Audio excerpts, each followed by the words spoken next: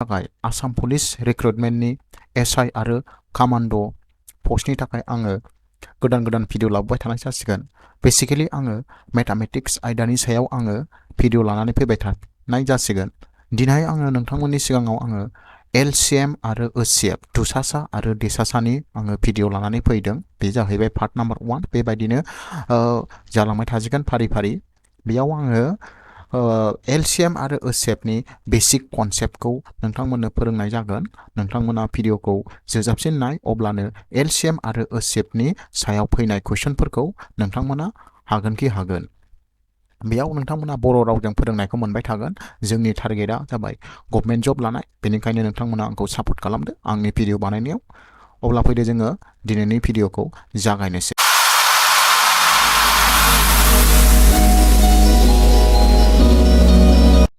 बेयाव होनाय दङ सानजाब गासै, सानजाबगिरि, दुसासा आरो देसासा। जों बेयाव मोनब्रै टपिकनि सायाव सोलोंनाय जासिगोन। गिबियाव जों सानजाब गासै आरो सानजाबगिरिखौ सोलोंगोन। बेनि उनावहाय जोङो दुसासा दिहुननाय आरो देसासा दिहुननाय बेनि कनसेप्टखौबो सोलोंगोन। लोगोसे जोङो बे मोनब्रैखौ सोलोंखांनायनि उनावहाय बे मोनब्रैनि सायाव जोङो माखासे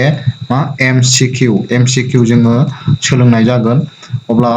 फैदो जों फारि फारि नायलांसै। बे भिडिअआव जों सावरायगोन सानजाब गासै आरो सानजाबगिरि। सानजाब गासैखौ जों मा होननानै बुङो? माल्टिपल। एन्ड सानजाबगिरिखौ मा होननानै बुङो? फेक्टर्स। होमबा माल्टिपलआ मा, फेक्टरा मा, बेनि सोमोन्दैबो जों बेयाव सावरायगोन। बेनि उनावहाय जोङो रोदा सानजाबगिरि एबा प्राइम फेक्टरनि सोमोन्दैबो जोङो सावरायगोन। आरो नेक्स्टआव जोङो दुसासा आरो देसासा, LCM एबा HCFनि सोमोन्दैबो जों सावरायगोन। लोगोसे जोबनायाव जोङो बेफोरनि सायाव जों माखासे MCQ बेखौबो सावरायगोन। बेनिखायनो नोंथांमोना भिडिअखौ स्किप खालामालासिनो जोबजासिम नायलां, अब्लानो नोंथांमोना बे टपिकनि सायाव जिखुनु जाया कुइसन फैया मानो नोंथांमोना आनजादाव मोजाङै मोजां हागोन आरो मोजाङै मोजां नम्बर थिखोनो हागोन। अब्ला फैदो जों गिबियावनो सानजाब गासै आरो सानजाबगिरिखौ जागायनोसै।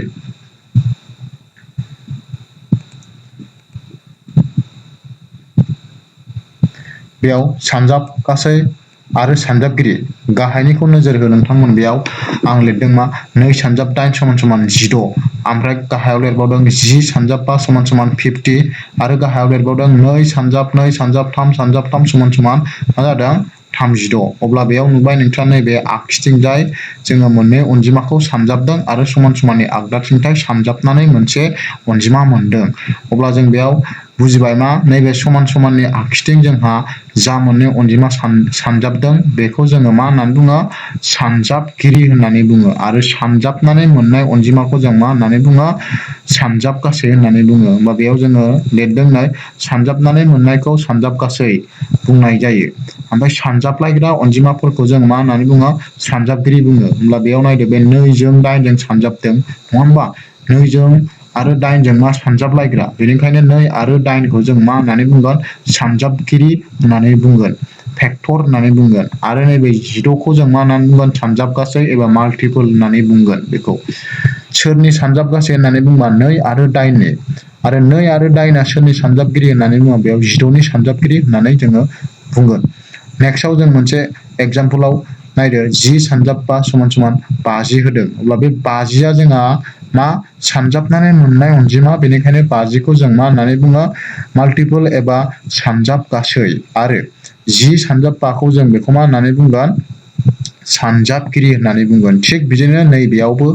3 नम्बरनियाव मा होदों? 2 सानजाब 2 सानजाब 3 सानजाब 3 = 36। होमबा नैबे 36खौ जोङो मा होननानै बुंगोन? सानजाब गासै होननानै बुंगोन। आरो 2 सानजाब 2 सानजाब 3 सानजाब 3खौ जों मा होननानै बुंगोन? सानजाबगिरि। मानोना बिसोर अनजिमाखौ सानजाबलायनानैसो जोङो 36खौ मोनदों नालाय बेयो। होमबा बेयाव सानजाबलायग्राखौ जों मा होननानै बुङो? सानजाबगिरि होननानै बुङो। आरो सानजाबलायनानै मोननाय अनजिमाखौ जों मा होननानै बुङो? सानजाब गासै होननानै बुङो। नोंथांमोना बेखौ गोसोआव लाबानो जाबाय। मोनसे एग्जाम्पल होबावबाय आं, जेनेबा नैबेयाव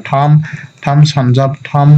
सानजाब 3 बे सानबाय = मा मोनखो? 27 मोनबाय आं बेयाव अब्ला नोंथांमोना बुजिदो नैबे मोनथाम अनजिमाखौ जों सानजाबलायदोंना ओंखायनो बेखौ जोङो मा होननानै बुंगोन सानजाबगिरि होननानै बुंगोन जों बेखौ मा होननानै बुंगोन फेक्टर सानजाबगिरि एपजों फोरमायबाय ओमफ्राय सानजाबनानै मोननाय नैबे 27 नङा होमबा बे 27खौ जोङो बुंगोन मा सानजाब गासै एबा माल्टिपोल बेखौ आं एमजों देखायबाय होमबा नोंथांमोना सानजाब गासै आरो सानजाबगिरिखौ बुजिबाय जानांगौ नङा होमबा बुजिबाय दाना फैदो जोङो नेक्स्टआव नायबावनोसै बेयाव नेक्स्टआव लिरदों नै सानजाबगिरिफोरा मोननै रोखोमनि जानो हागौनो सानजाबगिरिफ्रा नैबे सानजाबलायग्राफ्रा जोंहा मा जानो हागौ मोननै रोखोमनि बे मोननै रोखोमा मा जानो हागौ रोदा अनजिमा एबा प्राइम नाम्बार आरो मोनसेया मा जानो हागौनो कम्पजिट नाम्बार एबा जथाय अनजिमा सिगांनि भिडिअआव जों सावरायखादोंमोन रोदा अनजिमा आरो जथाय अनजिमानि सोमोन्दै नोंथांमोना जुदि रोदा अनजिमा आरो जथाय अनजिमाखौ बुजियाखैब्ला दासिमबो सिगांनि भिडिअखौ मोजाङै नायफिननानै बुजिगोन एबा बुजिनो हागोन आं थेवबो एसे खिथानोसै रोदा अनजिमा मानि जोंहा माबायदिखौ बुङो जायफोर अनजिमानि सानजाबगिरिया मोननैल' थायो मा से आरो गावनो गाव अब्ला बेबायदिखौ जों रोदा अनजिमा होननानै बुङो हमना लाबाय नैया मोनसे मा रोदा अनजिमा मानोना बिनि सानजाबगिरिया मोननैल' जों बेखौ से सानजाब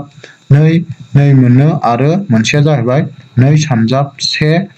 नै बा नैनि सानजाबगिरिफ्रा मोननैल' से आरो नै गावनो गाव आरो से बेनिखायनो बेयो रोदा अनजिमा होमबा रोदा अनजिमाखौ बुजिबाय थिग बिदिनो आं जथाय अनजिमानिबो मोनसे एगजामपोल होनोसै जथाय अनजिमाया जोंना मा जायोमोन बेहा मोननैनिख्रुइ बांसिन सानजाबगिरि थायोमोन अब्ला बेखौ जोङो मा होननानै बुङो जथाय जेरै हमना लाबाय 4 बा 4नि सानजाबगिरिया बेयाव जोंहा मोननैनि बारा जागोन जेरै 4खौ जों माजों सानजाबलायबा मोनो 1 सानजाब 4 आरो जों माजों मोनबावो 2 सानजाब 2 4 आरो बेखौ जों माजों मोनबावो जोंना 4जों 4 सानजाब 1 मा जायो 4 होमबा मोननैनि बारा जाबायना ओंखायनोथ' बियो जथाय अनजिमा जाबाय होमबा रोदा अनजिमा आरो जथाय अनजिमाखौ नोंथांमोना मोनथिबाय बेहाय जोंना बुंदोंमोन मा सानजाबगिरिफ्रा हयथ' रोदाबो जागोन नङाबा हयथ' जथायबो जागोन होननानै बुंदों फर एगजामपोल नैबेयाव जों नुबाय फार्स्टआव जोंना मा दंमोन आं साइडआव लिरनोसै नैबे दंमोन 2 सानजाब 8 बेसेबां समान 16 दंमोन नङा होमबा होमबा बेयाव मा जाबाय सानजाबगिरिया नै रोदाबो दं जथायबो दं नैया मा मोनसे रोदा ओमफ्राय दाइना मा मोनसे जथाय अनजिमा बेनिखायनो बुंदों सानजाबगिरिया हयथ' रोदा नङाबा जथाय नङाबा खेबसेनो रोदाबो जथायबो थानोबो हागौ बे दाना नेक्स्टआव बुंदों सानजाबगिरिल' होनोब्ला जों सानजाबगिरिफोरखौ रोदा आरो जथाय मोननैखौबो जों दिन्थिनो हायो जुदि सानजाबगिरिल' दिहुन होननानै बुंबा सानजाबगिरिल' दिहुन होनबा जों नैबेबायदि फोरमायनो हायो आरोखि रोदायावबो दोननो हायो आरो जथायावबो दोननो हायो होननानै बुंनाय जादों मोनसे एगजामपोल होबावबाय जेनेबा आं 10नि जोंना 10खौ आं ओरै होबाय 10खौ जों माजों सानजाबलायबा मोनो ओरै 2 सानजाब 5 होननानै बुंबाय अब्ला बेयाव नायदो नैनि एबाराव बेयाव नुबाय जोङो नैबे 10नि सानजाबगिरिफ्रा मा 2 आरो 5 दाना बे 2 आरो 5खौ जों मा बुंगोन 2आ मोनसे मा जथाय आरो 5आबो जथाय बुजिबाय बेयो बेबायदि आरो होमबा नोंथांमोनहा बेयाव मा होनदों बेखौ मोजाङैनो बुजिबाय जानांगौ सानजाबगिरिल' होनोब्ला जों मा खालामनांगौनो सानजाबगिरिखौ रोदा एबा जथाय मोननैखौबो दिन्थिनो हायो हयथ' नैबेबायदि 10नि सानजाबगिरिखौ आंनो बेयाव रोदाल' दिन्थिबाय थिग बेबायदिनो नैबे गुबुन मोनसे एगजामपोलाव 16नि सानजाबगिरिखौ आं रोदाबो जथायबो दिन्थिबाय बेबायदि दिन्थिनानै होनो हायो होननानै बुंदों अब्ला जों बेखिनियाव मा बे सानजाब गासै आरो सानजाबगिरि बेखौ नोंथांमोना बुजिबाय दानिया जों नेक्स्ट टपिकआव बारनोसै दानिया फैयो जोंहा नेक्स्ट टपिकआव दङ रोदा सानजाबगिरि प्राइम फेक्टर होननानै बुङो रोदा सानजाबगिरिखौ जोंहा रोदा सानजाबगिरि मानि मा होननानै बुङो प्राइम फेक्टर दाना प्राइम फेक्टरखौ जों बोरै दिहुनो बेखौ जों नायनोसै गिबियावनो जोङो नैबेखौ बुजिखाबाय नङा होमबा रोदाखौ बुजिखाबाय आरो माखौ बुजिखाबाय सानजाबगिरिखौबो बुजिखाबाय होमबा बे रोदाजों सानजाबगिरिजों जथायनानैनो मा जाबाय रोदा सानजाबगिरि जाबाय दाना होमबा बेबायदि जोंहा मा खालामनांसिगोन बबेबा मोनसे एबा माबा मोनसे अनजिमानि जुदि रोदा सानजाबगिरि दिहुननांगौ अब्ला बिनि सानजाबगिरिखौ खालि रोदा अनजिमाखौल' लागोन जों रोदा अनजिमासिम सोलायनानै रोदा अनजिमाखौल' लागोन बेयाव नायदो नै मा लिरदों सानजाबगिरि दिहुननाय खान्थियाव सरासनस्रायै जों रोदा अनजिमाखौल' दिन्थिनाय जायो माखौ दिन्थिनो एबा माखौल' श' खालामो जोङो अनलि रोदा अनजिमाखौल' मा श' खालामो अब्ला बेनो मा जाहैगोन जोंना रोदा बे एग्जाम्पल हिसाबै जोङो रोदा अनजिमाखौ बे बिफां सावगारिनि हेफाजाबै जोङो दिन्थिदों रोदा अनजिमाखौ जोङो माजों दिन्थिनो हायो बिफां सावगारिजोंबो दिन्थिनो हायो आरो रोदा सानजाबगिरि दिहुननायनि गुबुन मोनसे आदब दंबावो गिबियाव जों नैबे बिफांनिखौ सावरायग्रोनोसै हमनानै लाबाय बे 18 नङा होमबा 18नि जोंहा मा खालामनांगौ रोदा सानजाबगिरि दिहुननांगौ होमबा 18खौ जों गिबियाव माजों मोनगोन बेयाव बिफां सावगारियाव होदों गिबियाव जोङो 18खौ 2 जों 9 जों सानजाबलायनानै मोनो होमब्ला बेयाव जों नुबाय 2आ मोनसे मा जाखो रोदा अनजिमा जाबाय होमबा बे अके दाना नैबे 9खौ नायबाय 9आ मोनसे बेयाव रोदा अनजिमा नङा बेयो जथायसो जानानै दङ मानो जथाय बेना मेरला सानजाबगिरि थागोन दाना जों 9खौ आरो सिफायबावनांगौ बिफांजों होमबा सिफायबावबा 9खौ जों मोनो मा 3 सानजाब 3 मा जायो 9 बे होमबा जोंना नैबे 3खौ नायदो बेयो रोदा जाफैबाय बेयो रोदा जाफैबाय होमबा जोंहा 18नि सानजाबगिरि खालामनाया बेयावनो जोब्बाय अब्ला जों बिनिफ्राय बुंनो हाबाय 18नि रोदा सानजाबगिरिया मा जाखो 18खौ मा रोदा अनजिमाखौ सानजाबनानै मोनो होननाय जाबाय होमबा 18खौ जों मा रोदा अनजिमा सानजाबनानै मोनगोन 2 सानजाब 3 मोननै एबा 3 स्कुवेर होबाबो जाबाय आं सानजाबनानै देखायथारबाय बेयाव नैबे 3 होमबा जों बेनिफ्राय मोनबाय 18नि रोदा सानजाबगिरिफ्रा मा जायो होमबा 2 3 आरो 3 एबा 2 सानजाब 3 सानजाब 3 2आबो रोदा 3आबो रोदा बेबायदि रोदायाव दोननांगौ जाबाय सानजाबगिरिखौ बे सानजाबगिरिखौ रोदायाव दोननायानो जाहैबाय रोदा सानजाबगिरि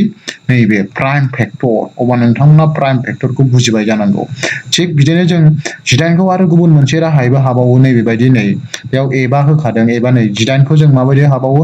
6 सानजाब माबायदि हायो नै 6 सानजाब 3 3आथ' रोदा जाखाबाय दाना 6आथ' जथायसो आरो 6खौ सिफायबावनांगौ बेबायदि नै 2 सानजाब 3 दा बेनिफ्राय जों मोनबाय 3आबो रोदा नैबे 3आबो रोदा नैबे 2आबो रोदा थिग बेबायदिनो जों मोनबाय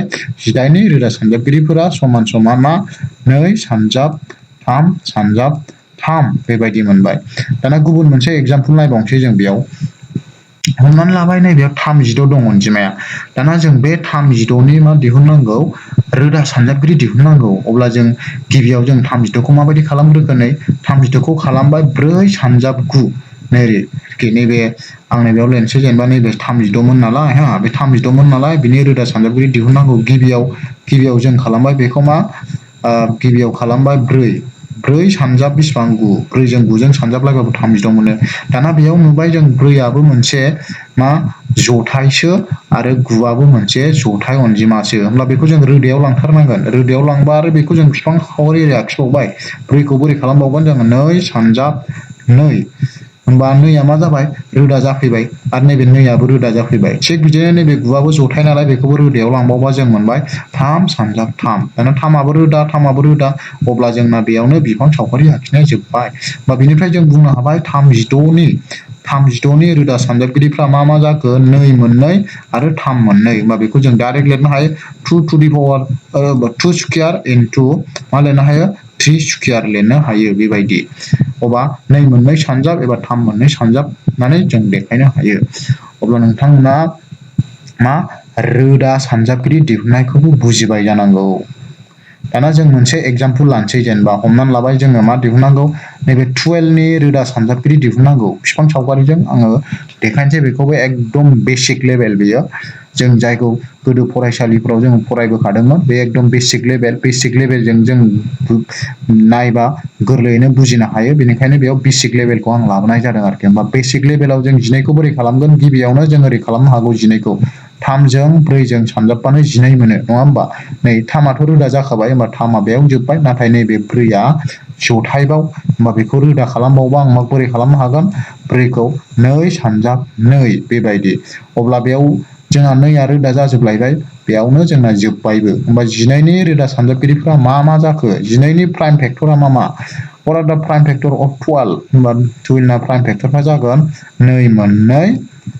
मा मोनसेया जाहैबाय 3 अब्ला जों बिनिफ्राय बुजिबाय 12नि रोदा सानजाबगिरिफ्रा 2 सानजाब 2 सानजाब 3 बेयो। अब्ला नोंथांमोना बेखौ बुजिबाय। दानिया जोंना बेखिनियावनो बे रोदा सानजाबगिरि एबा प्राइम फेक्टराबो जोब्बाय। दा नेक्स्टआव फैसिगोन जोंना नेक्स्ट टपिक। दाना नेक्स्ट टपिकआव जोंना दङ मा दुसासा आरो देसासा मीन्स LCM and HCF। जों इंराजियाव दुसासाखौ LCM आरो देसासाखौ HCF बुङो। बिसिनाबो फुल फर्म दंखायो। दा बे फुल फर्मखौ जोंबो नायनानै लानोसै। दुसासा माने जाहैगोन दुइसिन साधारन सानजाबगासै हा। साधारन माने माखौ होननानै बुङो होनब्ला आगोसारखौ होननानै बुङो। आगोसार एबा कमन, इंलिसनि मा होननानै बुङो कमन एबा आगोसार। आगोसार एबा कमना माखौ बुङो होनब्ला जोंहा मोननै जुदि बुस्थुआ मोननै दंब्ला बा मोननैनि मादावबो सानैनावबो थानाय बेबायदि आगोसार कमन नोंथांमोना बुजिखागोन। LCM होननानै बुङो इंराजियाव। LCM माने जोंना फुल फर्मआ मा जायो लवेस्ट कमन माल्टिपल। दुइसिन आगोसार सानजाबगासै एबा दुइसिन साधारन सानजाबगासै होननानै बुङो LCM खौ हा। फारसेथिं जोङो नैबे HCF एबा देसासाखौ मा होननानै बुङो देरसिन साधारन सानजाबगिरि। गोसोआव ला लास्टआव मोननैनाबो सा दं हा। फार्स्टनिया जाहैबाय सानजाबगासै दुसासाना, ओमफ्राय नैबे देसासाना जाबाय सानजाबगिरि हा फेक्टर जाबाय दा। होमबा बेना फुल फर्मआ मा जागोन HCF ना हाइगेस्ट कमन फेक्टर जागोन। हाइगेस्ट कमन फेक्टर नोंथांमोना बेखौ बुजिबाय। होमबा जोंहा दुसासाखौ माबायदि दिहुनो आरो देसासाखौ माबायदि दिहुनो जों एकदम बेसिक लेभेलनिफ्राय सोलोंग्रोनोसै। बेसिक लेभेलखौ रोंखांनायनि उनाव जोङो एडभान्स लेभेलखौबो नायगोन। अब्ला फैदो जों बेसिकखौ जागायजेनसै। नोंथांमोना नैबेहाय मोनसे टेबोल नुदों। नै गाहायनि टेबोलखौ नाय। बेयाव आङो मा 2नि सानजाबफारिखौ आङो 12सिम लिरदों आरो नैबे मोनसेयाव 3नि सानजाबफारिखौबो आं 12सिम लिरदों आरो 4नि सानजाबफारिखौबो आं बेयाव 12सिम लिरदों नङाखै होनबा। दाना बेयाव नुबाय मोनथामनि सानजाबफारिखौ आं बेयाव लिरबाय। दाना बेयाव जों मा नुगोन बेयाव माखासे जोङो गोरोबनाय नुनो मोनगोन। माखौ सानजाबगासेफोरखौ 2नि सानजाबगासेयाव नैबेयाव 12आव गल होनाय नुदों आरो नैबे 3नि सानजाबफारियावबो सानजाबगासै 12आव गल होदों। थिग बिदिनो नैबेयावबो 4नियावबो गल होदों। 24आवबो गल, नैबेनि 24आवबो गल, नैबेनि 24आवबो गल। अब्ला बिसोर मा होनाय जाखो आगोसार होनाय जाबाय बेयो आगोसार। थारमाने 12आ 2नि सानजाबफारियावबो दङ आरो 12आ 3नि सानजाबफारियावबो दङ आरो 12आ 4नि सानजाबफारियावबो दङ होननाय जाबाय। बुजिबाय दा। अब्ला जों बिनिफ्राय मा बुजिखो आरो नुबावबाय नै 24आबो दंबावो बेयाव। होमबा बिनिफ्राय जोङो नुबाय बे सानजाबफारियाव जोङो मिलायनाय दुइसिना जाहैबाय 12। 12आनो फार्स्ट मिलायजेनदों नङा होमबा।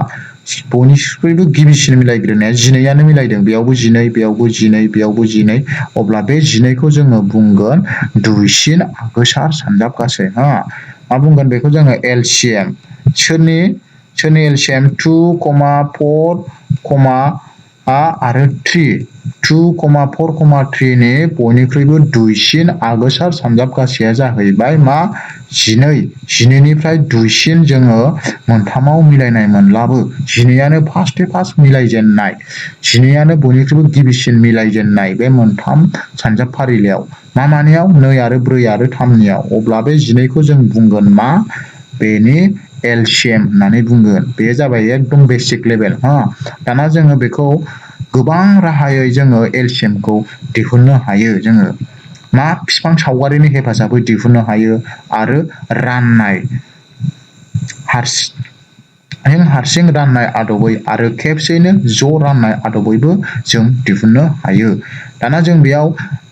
माखौ सावरायगोन जाय जोंनो थाखाय इम्परटेन्ट जों बेखौ सावरायगोन। गिबियाव जों मा सावरायनो नागिरदों बेयाव राननाय खान्थिजों जोङो दुसासा दिहुननायखौ जोङो बेयाव सावरायगोन। होमबा नायदो बेयाव गिबियाव जोङो एगजामपोल हिसाबै 8, 12 आरो 16नि मा दिहुनदों दुसासा एबा LCM एबा दुइसिन साधारन सानजाबथायखौ जों दिहुनदों। सानजाबथाय माने सानजाबगासै बे। होमबा गिबियाव स्टेपआ जोंना मा जायो नै गिबि रानग्राखौ रोदा अनजिमा ला आरो मोनफ्रोमखौबो मोनफा मोनफा हिसाबै हमनानै राननांगौ। गिबियाव जों मा खालामनांगौ नैबेबायदि खथा होनांगौ ना बेबायदि 8, 8 12 आरो 16 ना बेखौ खेबसेनो जों रानगोन नैबेबायदि खथा होबाय गिबियाव जों माजों रानगोन होननानै बुंदों फार्स्टखौ जों एकदम रोदा अनजिमा लानांगौनो होमबा फार्स्ट जोङो मोनथामखौबो माजों राननो हागोन बेखौ साननानै मोनबाय जों नैजों मोनथामखौबो राननो हायो होमबा बेयाव राननांसिगोन जों आरो नैथि स्टेपाव लिरखादों नै बबेबा रानजायाब्ला बेखौ रानजायैखौ जों बेनो बे लिरख्लायफिननांगौ गाहायाव रानजायै थाबा बेखौ गाहायाव लिरख्लायफिनो ओमफ्राय नेक्स्टआव होननानै बुंदों गासै रान मोननाया रोदा अनजिमानि आद्रा थायागौ मानि मा रानलांबाय थानांगौ थारमानि लास्टआव आद्राया जुदि मा रोदा अनजिमा जाया गौमानि जों रानलांबाय था जै रोदा अनजिमा जाहैजोबबाथाय बे राननायखौ स्टप खालामदोबो अब्लानो जोङो माखौ मोनगोन दुसाजाखौ मोनगोन मा नायदो जोङो नैजों मोनथामबो रानजायो नैजों मा सानजाबा 8 मोनो 2 सानजाब 4 मा मोनो 8 आरो नैजों मा सानजाबा 12 2 सानजाब 6 12 आरो नैजों 16खौबो राननो हायो 2 सानजाब 8 मा जायो 16 दा बे जोब्बाय दा बेयाव नुबाय नै रानखोन्दाया मा गासिबो जथाय गोजा रोदा जायाखै होमबा बेखौ जोङो माबा मोनसे अनजिमाजों रानबावनांगोन होमबा जों माजों रानबावनो हायो मोनथामखौबो 2 जों रानबावनो हायो हा 2 सानजाब 2 मा 4 ओमफ्राय 2 सानजाब मा 3 6 आरो नैजों 4 8खौ राननो हायो 2 सानजाब 4 8 दाना बेयाव नुबाय जोंहा 3आल' रोदा जादों नाथाय 3 आरो 2आ मा जाबाय रोदा जाबाय बेयाव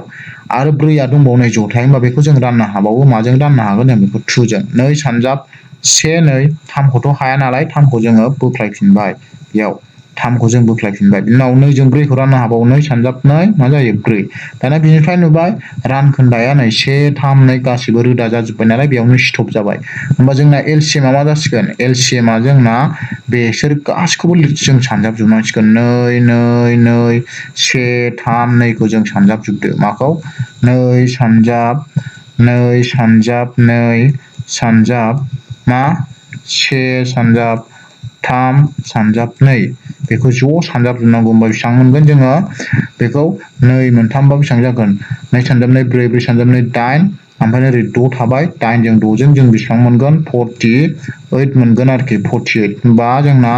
8 12 आरो 16नि जों दुसासाखौ बेसेबां मोननो हाखो जोङो 48 मोननो हाबाय होमब्ला बे जाहैबाय मोनथामखौबो खेबसेनो एबा मोनथाम थाबाबो मोननै थाबाबो मोनब्रै थाबो जेसेबांखि थाया मानो बेखौ जों खेबसेनो बेबायदि राननांगौ रोदा आद्राया रोदा जाजासिम उनावहाय बिसोरखौ ज' सानजाबजोबबानो जोङो माखौ मोनो दुसासा मोनो हयथ' जों आरो बेखौ गुबुन रोखोमैबो खालामबोबावदोंमोन स्कुलफ्राव नङा होमबा जों नाथाय बे नैबे फरमुलाखौसो जोङो बांसिन बाहायो आरोखि बेखौसो बेबायदि राननायखौ बेजों खेबसेनो जायो नालाय बे जुदि जों बेखौ आरो जोङो मा मोनफा मोनफा राननानै बानायोब्ला बेयो ओरै जागौमोन आरोखि ओरै 8खौ जों ओरै हायोमोन ना ओरैहाय 2 सानजाब 4 8 2 सानजाब 2 4 बेबायदि हायोमोन ना ओमफ्राय 12खौ बोरै हायोमोन जों 12खौ ओरैहाय 2 सानजाब 6 12 ओमफ्राय 2 सानजाब 3 माबा 6 बेबायदि ओमफ्राय 16खौ जों बोरै हायोमोन 16खौ 2जों होबाय 2 सानजाब बेसिबां 2 सानजाब 8 16 2 सानजाब 8 16 बिनि उनाव 8खौ जों हाबावोमोन 2 सानजाब 4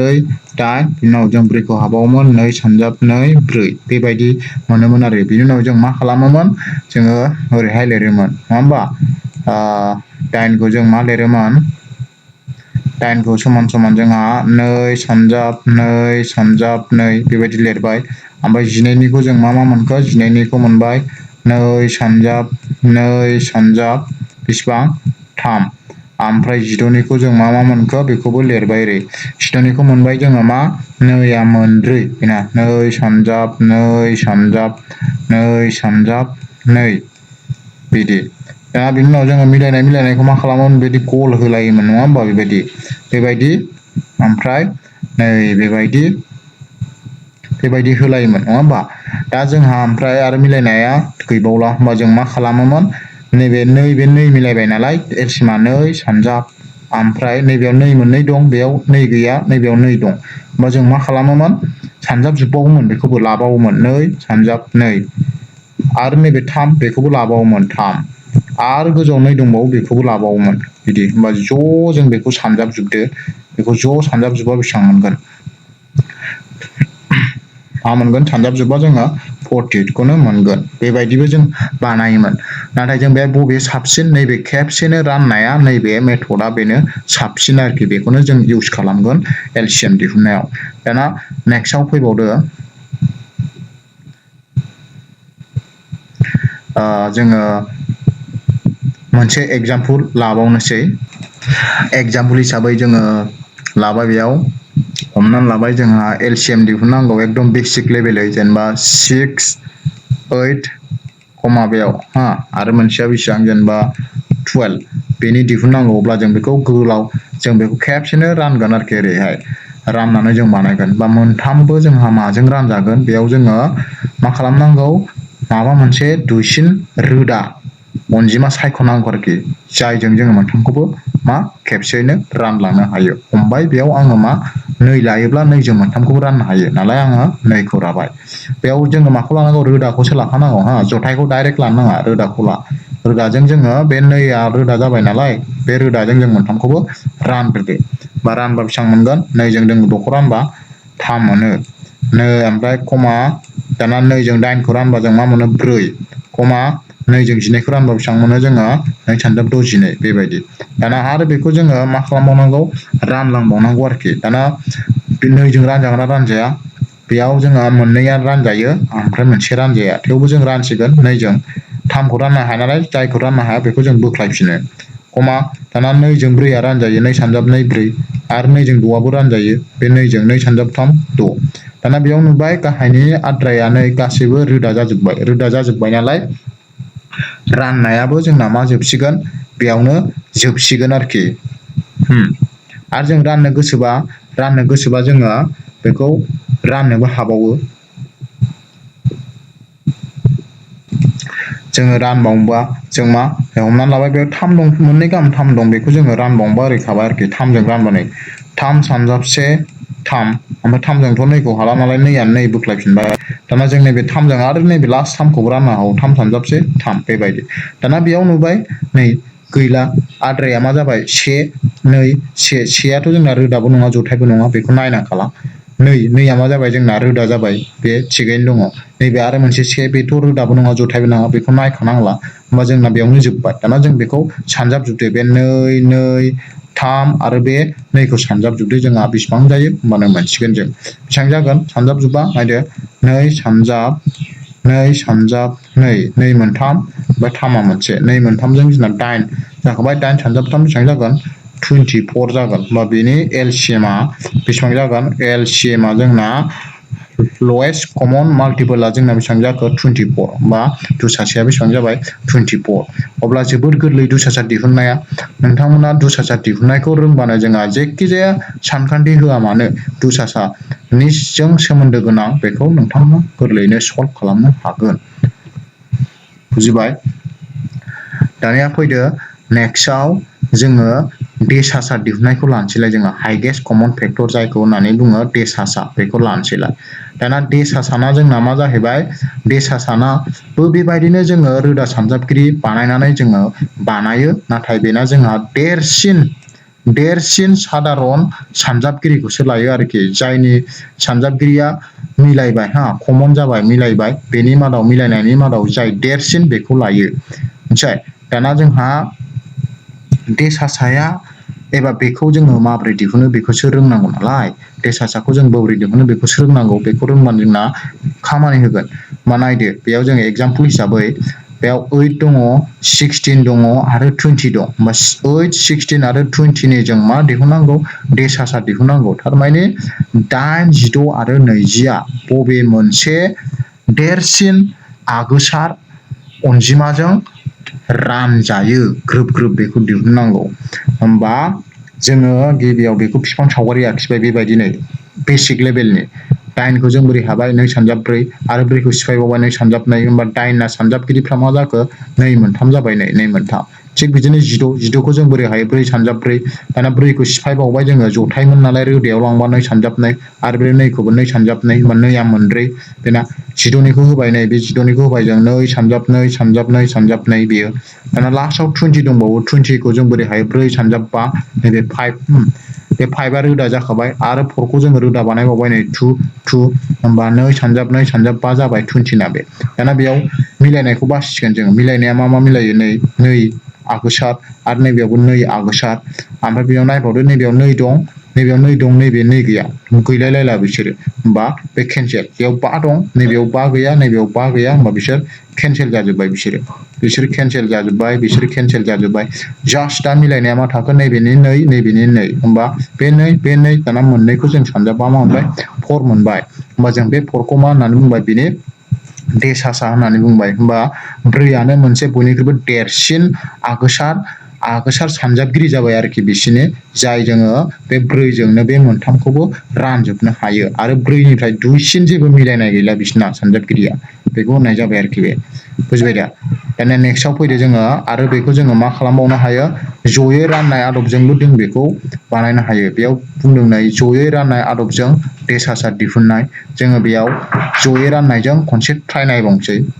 एन्सारा बे एखेयानो मोनगोन खिन्थु बानायनाय आदबाल' आलदा बेयाव नोङो 8 16 आरो 20नि जों मा खालामनांगौ देसासा दिहुननांगौ जयै राननायजों होमबा बेयाव माबायदि होनदों नै माबायदि खालामनांगौ फर्मुलाया मोनफ्रोमखौबो राननो हानाय रोदा अनजिमा सायख'नानै लानांगौ फार्स्टआव मोनथामखौबो जोङो राननो हानाय बायदि मोनसे रोदा अनजिमा सायख'गोन जेरै बेयाव जोङो 8 16 आरो 20खौ राननो हानाया मा दुइसिन बेयाव रोदा 2खौ लाबाय 2जोंनो मोनथामबो रानजागोन रोखोमसेजों मोनफ्रोमखौबो रानजानाय जालाबा बेखौ आरोबाव राननो नांलानो जुदि मोनसे रोदा अनजिमाजोंनो मोनथामबो खेबसेनो रानजानाय जायाबाथाय बेखौ जोङो रानलाबो मोनफ्रोमखौबो राननो हानाय अनजिमा एबा अनजिमायानो जाहैगोन मा देसासा ओमफ्राय बेबायदियाव जुदि आद्रा थाबायबा जोंहाथ' आद्राखौ राननो हाला नालाय जायजों जों ग्रोब राननो हादोंमोन बेखौ जोङो सानजाबलायबानो बेयो बिनि देसासा जायो एगजामपोल हिसाबै नैबे 8 दं 16 दं आरो 20 दं दाना मोनथामखौबो जों ग्रोब बबे मोनसे अनजिमाजों राननो हायो 2जों रानबाय नै आं साइडआव रानना खिथानोसै 8 16 आरो मोनसेया बेसेबांमोन 20 बे कमा दं मोनथामखौबो आङो माजों राननो हायो 2जों 2 सानजाब 4 8 नैबे मोनसेयाव 2 सानजाब 8 16 नैबे मोनसेखौ हायो 2 सानजाब 20 आरो राननो हाबावो 2जों रानबावनोसै 2 सानजाब 2 4 ओमफ्राय 2 सानजाब 4 मा जागोन 8 ओमफ्राय 2 सानजाब 5 10 बेबायदि थांबाय दाना नायबावदो बेयाव बे मोनथामखौबो खेबसेनो राननो हानाय जोंहा माबा मोनसे अनजिमा दंबावो नामा एबा जों माबा मोनसे अनजिमाजों बे मोनथामखौबो खेबसेनो ग्रोब राननो हाबावगोन नामा अब्ला सानबाय जोङो 2जों रानोब्ला जुदि बेयाव 2 होनानै बेयाव जुदि 2 होनानै आं रानोब्ला नैबे 2खौ हागोन नैबे 4खौ हागोन नाथाय नैबे 5खौ हाला अब्ला हाला नालाय गैला बेयावनो स्टप जाबाय होमबा बेयावनो राननो मोनलाबो जोङो बेयावनो जोंना राननाया जोब्बाय आरोखि बेखौ होनांला अब्ला जों बेयाव देसासाया मा जागोन जायजों जों ग्रोब राननो हादोंमोन नैबेजों ग्रोब रानजादोंमोन आरो नैबे गोजौनि 2जोंबो ग्रोब रानजादोंमोन नङा होमबा दाना बे मोननैखौ जोङो मा खालामनांसिगौ बे मोननैखौ सानजाबनांसिगौ बे 2 सानजाब 2 खालामनांसिगौ अब्ला मा मोनो 4 मोनो अब्ला बे 4खौ जों मा होनगोन बेनि जों मा होननानै बुंसिगोन देसासा होननानै बुंसिगोन आरोखि बुजिबाय दा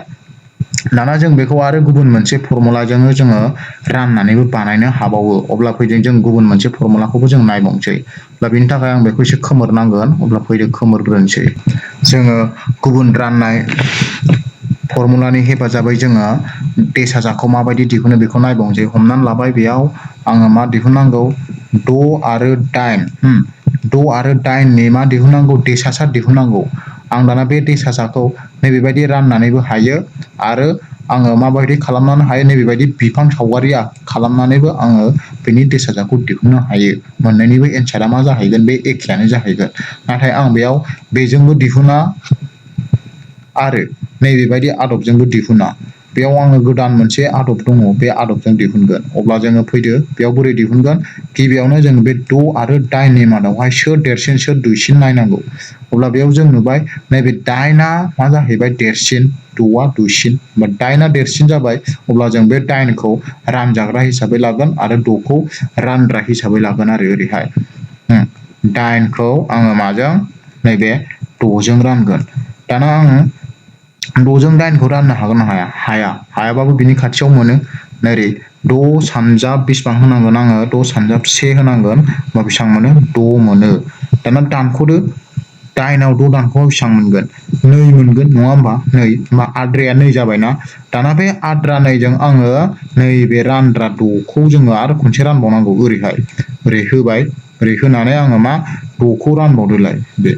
2जों दाना आं बे 6खौ रानफिनबावनांगौ 2जों मा सानजाबा 6 मोनो माने 2 सानजाब 3 होबानो मा मोनो 2 सानजाब 3 होबानो 6 मोनो होमबा मा जाबाय बेयाव आद्राया लाथिख' जाबाय होमबा लाथिख' जाबाय नालाय माजों राननायाव लाथिख' जाखो नैबे 2जों राननायाव लाथिख' जाबाय नालाय बे 2खौनो आं मा होननानै बुंसिगोन बे 2खौनो मा होननानै बुंगोन OCF होननानै बुंसिगोन एबा देरसिन आगोसार सानजाबगिरि होननानै बुंसिगोन आरोखि बुजिबाय नोंथांमोना बुजियाखैबा आरो मोनसे एग्जाम्पल लाबावनोसै जों एकदम बेसिकनो फिसा एग्जाम्पल लाबावनोसै दाना फैदो एग्जाम्पल लानायनि सिगां बेखौ खनसे खोमोरग्रोनोसै फैदो जों मोनसे एग्जाम्पल लाबावनोसै हमनानै लाबाय जेनेबा बेयाव 8 आरो 12 बेनि जों मा दिहुननांगौ देसासा दिहुननांगौ होमबा बेयाव सोर देरसिन 12 देरसिन 12आ रानजाग्रा जासिगोन 8आ रानग्रा जासिगोन होमबा जों राननांसिगोन 12खौ जों माजों राननांसिगोन 8जों मा सानजाबा 12 मोनो मोना खाथियाव मोनो मा 8 सानजाबसे होबा 8 दाना 12निफ्राय 8 दानख'बा बेसेबां 4 आद्रा जाबाय दाना बे आद्राजों नैबे 8खौ रानहैबावदो ओरैहाय होनानै आङो 8खौ रानबावदो होमबा 4 सानजाब 2 होबानो मा जाबाय 8 होमबा आद्राया बेसेबां थाखो लाथिख' होमबा माजों राननायाव लाथिख' जाखो नैबे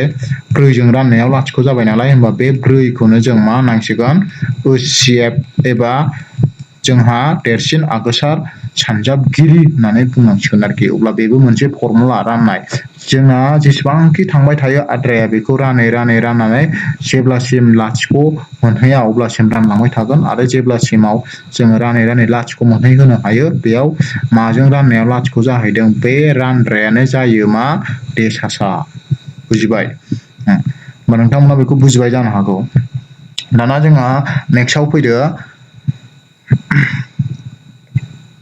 नेक्स्टआव देसासा आरो दुसासानि सोमोन्दो दाना बे जोंना आनजादाव बे जोबोद इम्परटेन्ट टपिक बेनिफ्राय जोंना कुइसना मोनसे फैथावनाथार बेखायनो बे देसासा आरो दुसासानि सोमोन्दोखौ जोङो मोजाङै सोलोंनांगोन बेयाव लिरदों नै देसासा आरो दुसासानि सोमोन्दोआ LCM into HCF समान मा मोननै अनजिमानि सानजाब गासै मोननै अनजिमाखौ आं जुदि मोनसेखौ A लायो मोनसेखौ B लायो मा जागोन बे A सानजाब B जागोन नङा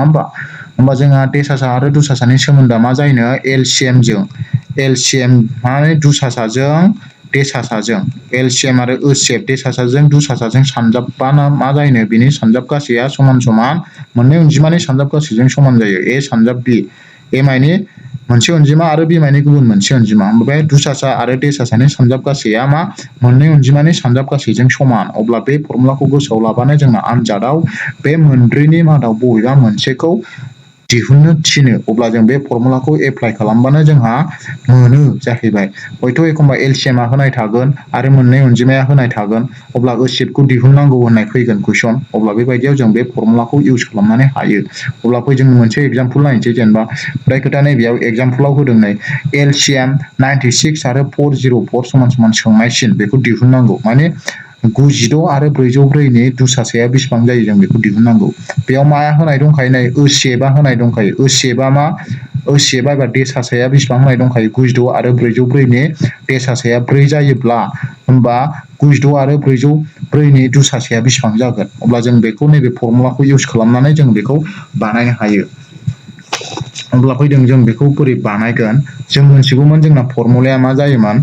LCM नङा होमबा LCM सानजाब HCF नङा होमबा LCM जों HCF जों सानजाबबा जोंना मा जायो समान समान मोननै अनजिमानि सानजाब गासैजों समान जायो नङा होमबा दाना जों बेयाव बहायनो हायो LCM आथ' गैया होमबा LCM खौ जों लाखिबाय ओमफ्राय HCF आथ' होनाय दंना मोननै अनजिमानि HCF आ 4 होनाय दं नालाय जों 4 खौ होबाय बेयाव ओमफ्राय A into B मोननै अनजिमानि सानजाब गासै मोनसेया मा दंमोन 96 आरो गुबुन मोनसेया बेसेबां होनाय दङ 404 होनाय दङ नङा होमबा 404 दाना जों मा खालामनांसिगोन LCM खौ दिहुननांगौ नालाय आङो LCM खौ लाखिबाय होमबा नैबायदि सानजाबनाया मा जाहैयो समान समान बारनानै थानायखौ डिभाइड खालामो एबा रानो माखौ 96 सानजाब 404 खौ मा नैबे 4 आ रानहैगोन आं 4 जों बिसोरखौ राननांगोन आरो दाननो हायोबा दानदो आं 4 जों 96 खौ दानबा बेसेबां मोनो 4 सानजाब बेसेबां मोनगोन 24 नङा होमबा 24 जों 4 जों सानजाबबानो आं 96 खौ दाननो हायो दा मा आग्लायखो जोंना 24 into 404 आग्लायबाय नङा होमबा दाना 24 जों 404 जों सानजाबदो मोननैजों सानजाबबा जों मोनगोन बेसेबां आदसा बेखौ जोङो सानजाबनायखौथ' रोंखागौ केलकुलेटार आरियाव जोङो नङाबा साइडआव जोङो सानजाबनानै लाबा जों बेसेबां मोनगोन बेखौ 696 मोनगोन होमबा बिनिफ्राय जों बुजिबाय नै LCM आ बेसेबां मोनखो जोंना 9696 मोनबाय आरोखि बेबायदि जोङो दिहुननो हायो अब्ला जोङो मोनसे एगजामपोल नायबावनोसै आरो बे फर्मुलाखौ बाहायनानै आदसा हमनानै लाबाय गुबुन मोनसे एगजामपोल बेयाव नै HCF आ होनाय दङ 306 आरो 652 ना 9 होनाय दङ अब्ला बे 306 आरो 652 जोंहा मा दिहुननांगौ दुसासा मा मोननै अनजिमाया बेयाव मा होनाय दङ 306 ओमफ्राय 652 होमबा जों बोरै बानायगोन बेखौ जोंहा फर्मुलाया मामोन जोंना फर्मुलाया बेखौ फर्मुलाखौ खनसे लिरनानै लाबाय फर्मुलाया जोंना LCM नङा होमबा LCM into मा HCF मा जायो जोंहा अनजिमाया मोननै दं नालाय बे अनजिमा मोननैनि सानजाब गासै बेयाव दिहुननांगोन होमबा जों बेनिफ्राय बुजिबाय LCM आथ' जोंना होनाय गैया LCM खौ जोङो लाखिनांगौ ओमफ्राय HCF आ बेसेबां होनाय दङ HCF आ जोंना मोननै अनजिमाना बेसेबां 9 होनाय दङ ओमफ्राय मोननै अनजिमाखौ सानजाबदो माखौ जोंहा 306 जों मा 652 खौ सानजाबनांगौ बिदि होमबा जों मा मोनगोन सानजाबबा जोंहा मा मोनगोन बे LCM थाबाय LCM into 9 दाना बे मोननै 306 जों जोंहा 652 जों सानजाबबा मोनगोन आङो केलकुलेटराव सानजाबबा बेसेबां मोनगोन 2010442 मोनगोन दाना जोंहा बेयाव LCM खौ दिहुननांगौ जुदि LCM खौ आङो लाखियोबा मा खालामगोन बेखौ आङो 9 जों डाइरेक्ट डिभाइड खालामदो ओरै 9 जों डाइरेक्ट डिभाइड खालामबा बेसेबां मोनगोन 9 जों बेखौ साइडआव डिभाइड खालामबा मोनसिगोन आङो 2 बेसेबां 338 मोनगोन बिदि होमबा बिनिफ्राय जों मोनथिबाय नै देसासाया बेबायदि जायो होमबा बेखिनियाव जोङो मा सोलोंखो दुसासा आरो देसासानि सोमोन्दोखौबो जों सोलोंनो हाबाय दानिया जोङो बे मा खालामगोन बिनि उनावहाय जोङो नेक्स्टआव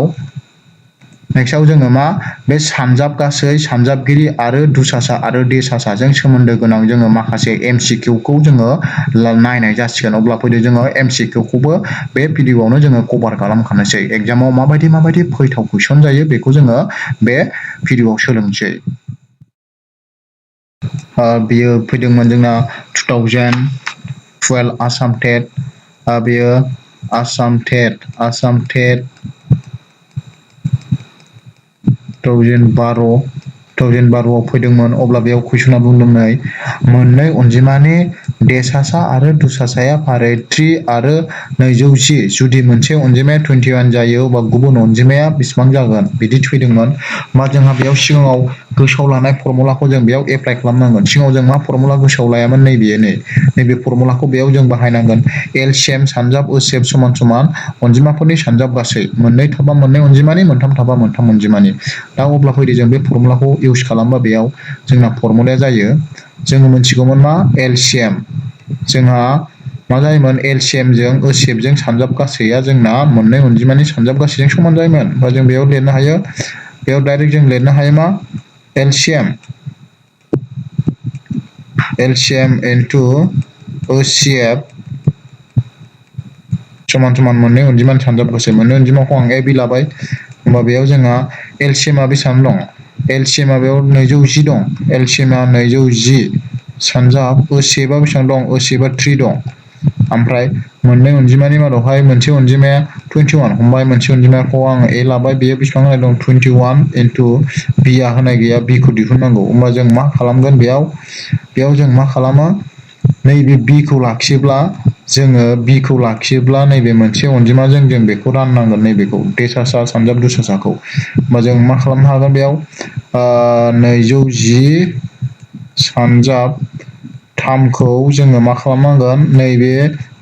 21 जों ओरै राननांगोन 21 जों ओरै रानफैबानो जोंहा माखौ मोनगोन नैबे गुबुन मोनसे अनजिमाखौ मोनगोन बा राननो हाबाय 210 सानजाब नैसे सानजाब 10 होबानो मा जागोन जोंना 210 आ केनसेल जागोन बिदि दानजागोन बा मा आग्लायखो 10 सानजाब 3 बा 10 सानजाब 3 बेसेबां जागोन बेयाव जोंहा 10 सानजाब 3 जोंना बेसेबां जायो 30 जागोन बेयाव 30 होमबा कारेक्ट एन्सारा 30 बबे अपसन नाम्बार C आ बेनि कारेक्ट एन्सार जागोन आरोखि बे मा मोनथिबाय नोंथांमोना बे फर्मुलाखौ गोसोआव लाथारनांगोन नोंसोरो बे फर्मुलाखौ गोसोआव हाबानो बेखौ हायो दाना नेक्स्टआव फैबावदों नेक्स्टआव मोनसे दंबावो बेयो आनजादाव फैनाय नङा बेखौ मोनसे टेक्स्ट बुकनिफ्राय थिखोनानै होनाय जादों जास्ट बेबायदि सेम कुइसनखाय अब्ला बेयावबो बिदिनो बुंदोंनाय मोननै अनजिमानि देसासा आरो दुसासाया फारियै 12 आरो 240 मोनसे अनजिमाया जुदि 48 जायोब्ला गुबुन मोनसे अनजिमाया मा होमबा बेखौबो बिदि एखे फर्मुलाजोंनो जों दिहुननांगोन जोंना फर्मुलाया मामोन LCM into HCF नङा होमबा LCM into HCF समान अनजिमानि सानजाब गासै अनजिमाया मोननै नालाय बेयाव मा जागोन A into B होमबा जों बहायदो LCM आव बेसेबां होनाय दङ दुसासाया 240 दुसासायाव बेसेबां होनाय दं 240 होनाय दं इनटु देसासायाव बेसेबां होनाय दं देसासायाव 12 होनाय दं इकुवेल टु मोननै अनजिमानि मादाव मोनसे अनजिमाखौ आं A लायोबा बेयो 48 होनाय दं नालाय 48 होबाय इनटु B अब्ला दाना बेबो दहायनि बायदि एखे जोंहा B खौ दिहुननांगौ नालाय अब्ला B खौ लाखिबा 48 दा बे मोननैखौ रानफैसिगोन बोरैहाय 240 इनटु 12 खौ जोंना नैबे 48 आ ओरै रानफैसिगोन नङा होमबा बिदि ओरै मा थागोन B खौ मोनगोन होमबा जोङो बेखौ जों दुइसिन महराव दाननानै लांनो हाबाय जोङो दाननायबा बेसेबां मोनो नायनोसै 12 जों जोङो 48 खौ दाननो हायो 12 सानजाब 4 होबानो 48 नङा होमबा दाना 4 जों आङो 240 खौ दाननो हाया होमबा 4 सानजाब 6 24 लाथिख' दं नालाय होमबा बे लाथिख' होबावदो 4 सानजाब 6 240 होननाय जाबाय दानबाय होमबा बेसेबां मोनखो 60 मोनबाय होमबा B आ बेसेबां जागोन इकुवेल टु 60 B आ 60 होमबा अपसनाव 60 दंना गैया नायदो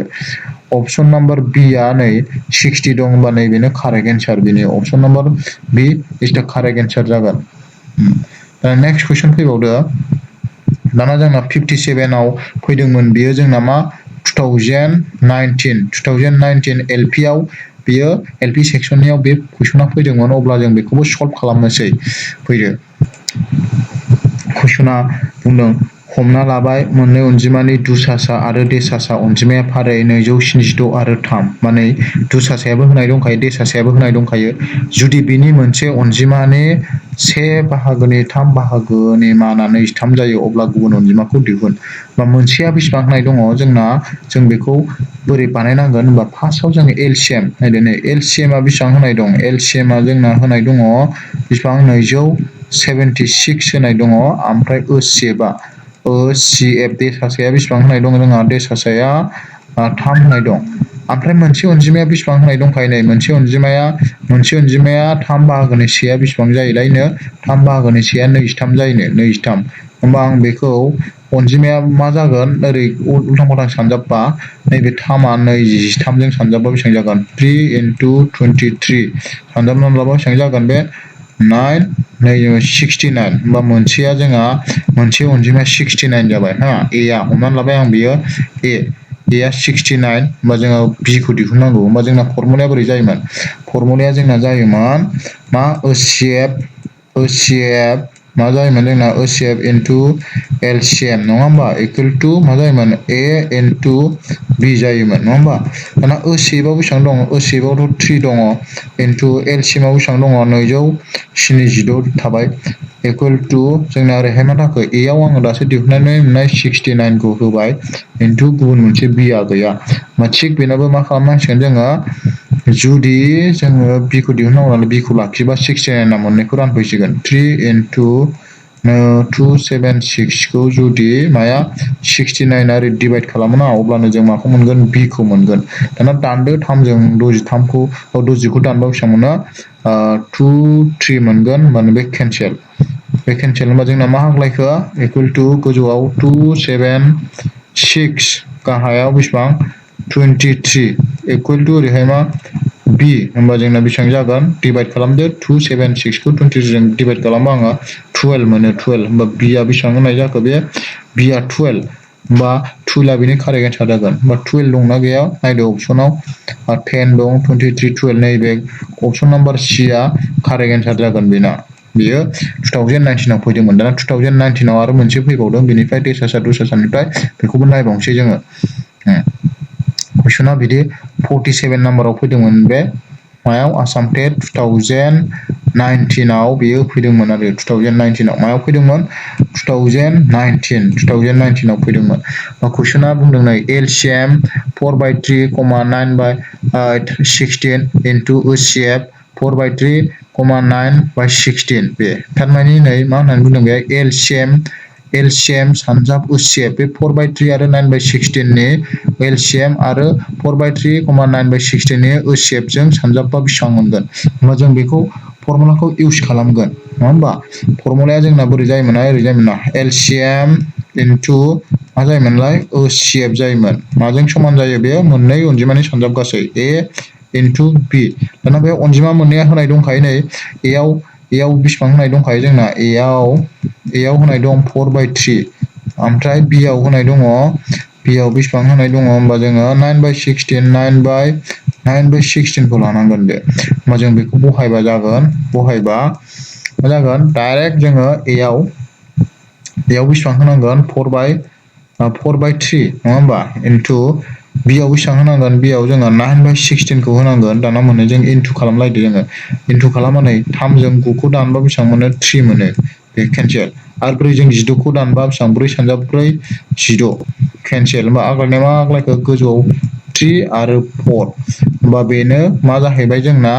नैबे LCM आरो HCF जों सानजाबबा मोननाय जाहैबाय बे 3/4 होमबा 3/4 अपसनाव दंना गैया नायदो 3/4 अपसनाव नै अपसन नाम्बार A आवनो दङ होमबा बे कुइसननि कारेक्ट एन्सारा अपसन नाम्बार A आनो कारेक्ट जागोन बियो होमबा जों बेखिनियावनो दिनैहाय जोङो सानजाबगिरि सानजाब गासै LCM आरो HCF नि आरो लोगोसे जोङो थांनाय बोसोरनि आनजादाव फैखांनाय कुइसनफोरखौबो जोङो बेयाव बानायखांबाय अब्ला नोंथांमोना बुजिबाय नेक्स्टआवबो बेबायदिनो कुइसना फैखागोन बेखायनोथ' नोंथांमोना बे भिडिअखौ नायखांनायनि उनाव आङो नोंथांमोनखौ हागोन होननानै आं आसा खालामबाय अब्ला बेखिनियावनो दिनैनि भिडिअआबो जोब्बाय गोजोन्थों।